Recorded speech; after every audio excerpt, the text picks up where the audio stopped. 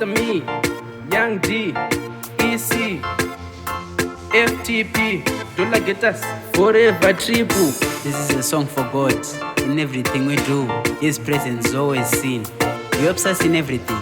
Let's always thank God for all the changes in our lives. Uyo Anotirwira, Yes, uyo Anotirwira,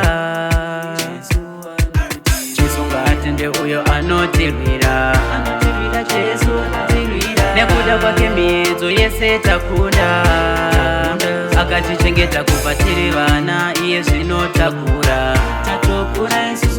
Tichavimba naye kusvika tipinde muguva. Nekuda kwaJesu gore rino tosatsita, tikatenda zvatinoda zvese zvinoitika. Ane simba rekutipa zvose zvatinoda, dai pasina Jesu tisina kana chinobatika. We depend on you, God protect us, tibatsire kustreva tisakande mapfumo pasi, titsvengese miedzo inobva pasi pasi, tione makomborero muzuva redu ranhasi. Jesu ngaatende uyo Anotirwira,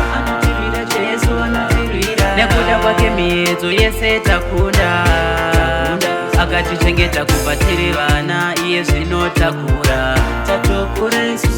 Tichavimba naye kusvika tipinde muguva.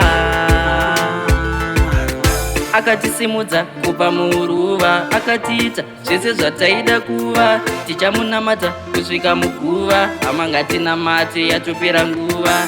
Kuenda kudenga ndizvo zvatinoshuva, again rinopisa unge zuva. Setatu Jesu tamunyora pachipfuva, kuti azotiponese yakwana nguva. Jesu ngaatende uyo Anotirwira, nekuda kwake miedzo yese takunda, akatichengeta kubva tiri vana, iye zvino takura. Tichavimba naye kusvika tipinde muguva.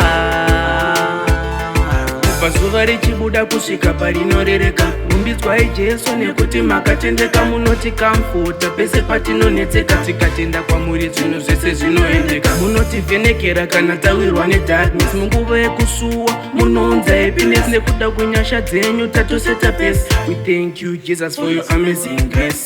Jesu ngaatende uyo Anotirwira, nekuda kwake miedzo yese takunda, akatichengeta kubva tiri vana, iye zvino takura. Tichavimba naye kusvika tipinde muguva.